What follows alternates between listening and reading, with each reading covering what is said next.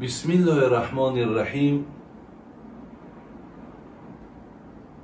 به نام جهاندار جان آفرین، حکیم سخن در زبان آفرین. سپاس و حمد به حد مر خدا را که صنعش در وجود آورد ما را. هر دم از ما صد درود و صد سلام بر رسول و آل و اصحابش تمام. السلام علیکم و رحمت الله و برکاته. دویم سوالی که برای من کردن، یک خواهر بسیار گویم با یک دل شکسته، بسیار با یک آبی چشم. مقصد یک بار زنگ زد گپ زدن نتوانست، دویم بار زنگ زد گپ زدن نتوانست. از بین یک روز گذشت، فرداش زنگ زد و بعد برای من مقصد از زندگیش حکایه کرد. من به خلاصه آمدم که برای این خواهرم جواب گردانم و آنچه که میرسانم برای دیگرها هم شاید که این به منفعت کار باشد. خواهر ما از ما گفتن که در خانه شوهر من 3 نام دارم. 3 نام. یکم گدا دختر، دویم خدازده، سیوم تو یک خری خدمتگاری. برادران عزیز و گرامی، این خواهر ما با گویم مهنت کرده بوده است، خوانده بوده است، مکتب خوانده است، شوهرش هم همراهش خوانده بوده است، یکدیگر را بگیم انتخاب کردند، دوست داشتند و بعد 2 تا فرزند در دوام بوده است. ولی بعد 2 تا فرزند یک باره خوشتامنش، هم شوهرش هم خواهرهای شوهرش دایره این زن بسیار تنگ کردن و همیشه میگد من از بس که میگد بسیار با آرم با ناموسم، که تاجیک مردم با آره با ناموس آخی فر نداره و زنه فر نداره مرده. بسیار درد میکنه وقتی که مرا خدا زده میگن، وقتی مرا گدا دختر میگن، وقتی میگن تو در این خانه یک خری خدمتگاری. برادرای عزیز و گرامی، اینها گدا دختر نیستند،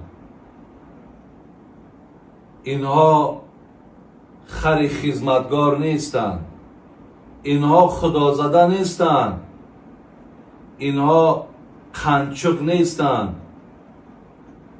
ببینین، اینا فاحشه نیستن. اینها تو برای من هیچ کسی، من این حرفایی را که زم کردیسم اینها هم از زبانهای شما در نسبت زناتون صدا میتید. تو برای من هیچ کس نیستی. نه دادرای عزیز، شما برای این حرف هاتون، زمانی که اینها را شما در مقابل زنهاتون این حرفا را میزنین، شما پیش روتون کلمه شیرین مادر را بیارین که زنها مادرن. زنها مادرن، زنها ایمان مردن، زنها امانت خدا در دست ما و شما هستند. زن ناموس مرده، زن برکت خانه، زن چراغ خانه است، زن زیبایی خانه است. برای این حرفای خیلی درشت و خیلی سخته که در برابر زنها میزنین، استغفرالله بگین، با الله توبه کنین. زیرا جناب موسی وقتی که الله را پرسید خدایا من تو را از کجا خواهم یافت، شما در کجایین؟ الله مهربان به دو جا اشاره کرد. در جایی که وقتی مرا یاد میکنند، در جایی که وقتی که مردم سبحان الله و الحمدلله و یا امر معروف و نهی منکر میکنند، الله گفت جایی که من اونجا هستم انمین مکان است. دوم نزد نفری که وقتی دلی او میشکنه، تو وقتی او را با این بسیار حرف های بگیم سخت، بسیار با این الفاظ زیشت وقتی با او خطاب میکنی، وقتی با او تو این سخنها را میگوی، الله مهربان نگه ما در پیش همون نفری هستم که از یه حرفهای درشتی تو وقتی دلی او میشکنه. معنای این سخن این است که وقتی خدا همراه او باشد تو حتما مغلوب میشوی، تو حتما در یگان پستی و در یگان آفت مبتلا میشه. هیچ وقت خدای مهربان ظلم دوست نمیداره. دل زنها را هیچ وقت نشکنین، همیشه زنها را دلبرداری کنین. این زنها برای آزار دادن و برای دشنام دادن و برای توهین کردن و برای ملامت کردن و حقارت کردن نیستند.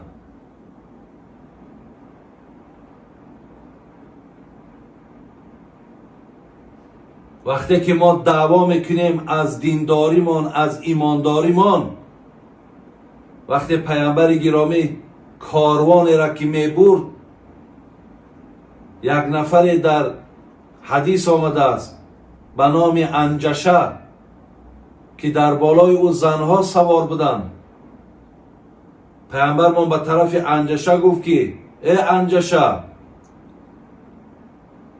شترها را تیز حرکت نته، شترها را مقصد نگذار که با سرعت تیز روند، زیرا که در بالای اونها قواریر هست. قواریر مراد از قواریر این شیشه را میگن. ببینین، یعنی در بالای شتر بگیم شیشه هست، شکستبار هست. زنها را پیامبرمون به شیشه ببین مثل زدن، تمثیل پیامبر، تشبیه پیغمبر به شیشه. بالای شترها شیشه هست، یعنی آهسته. ما و شما مراد ای شیشه، با شیشه چخیل معامله کن در کار. شیشه خودش یک چیزی زیبا هست. مقصد با او چقدر با آرامیش، چقدر با تمکین، چقدر با احتیاط با او مقصد معامله کردن در کار. بر همین بود که پیامبر من فدار بها و تعیش بها، با زنهاتون با مدارا زندگی کنین. ببینین اونها را وصف کنین، اونها را تعریف کنین، اونها را دلبرداری کنین، دلهاشون را خرسند کنین. وقتی شرایطون هست بگه یک دستک گل ببر، یک عطر ببر در دستکش بته، یا یک کار کن. ببین یک کار کن که دل همو خرسند شود. پیامبرمون گرفت، پیامبرمون برای ما و شما اشاره دارن. طرز زنداری را هم از پیامبر آموزه.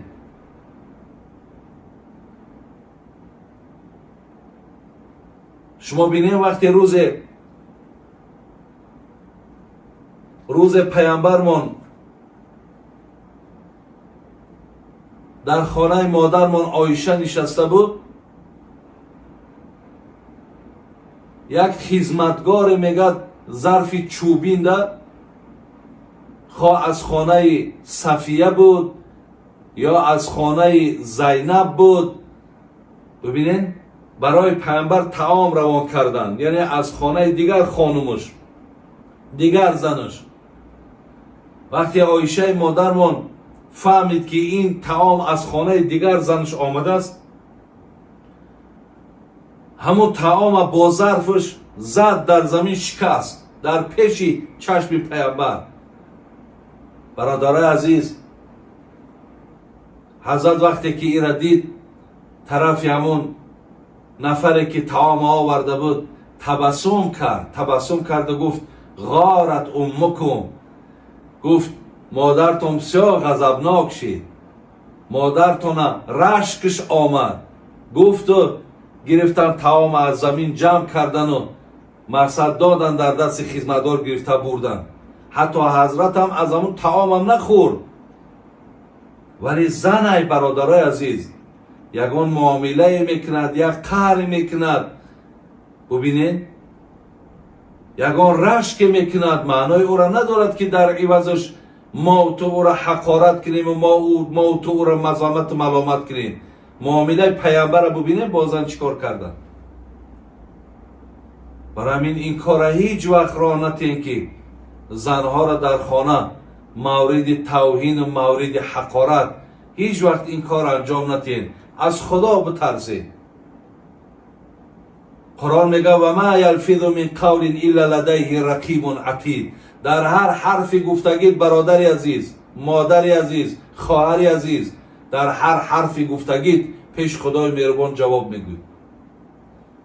چخیلی که تو در دنیا بسر ایرا زوری، در دنیا تو ایرا ملامت میکنی، در دنیا ای بیچاره برای خاطر زندگیش، برای خاطر آبروی پدرش، برای خاطر آبروی خودش که بیوه نشود، در بدر نشود، گردنکش خم میکند. روز قیامت شما نفرایی که ایرا به این احوال آوردین، هنمی گردن خم شما در پیش این در روز قیامت های. شما از این آدم روز قیامت عذرخواهی میکنین. با من باوری دارم که همین بیچاره‌ها با شما را در اونجا میبخشن. برای من از خدا بترسین، از خدا بترسین. این معامله ها را در حق فرزندای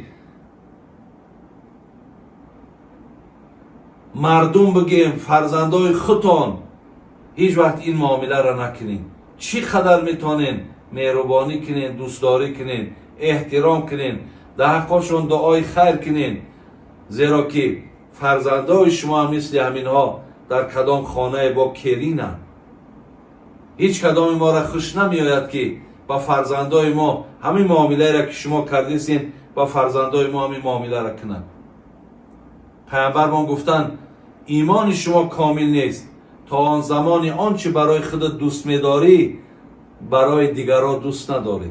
یعنی وقتی تو دوست می‌داری دختری تو در خانه شوهرش با تمام کت و کوت و شرایط امکانات زندگی کنه، همین را برای کلین هم باید دوست بداری. همین مشکلات هم تو باید بر بالای کلین نیاری.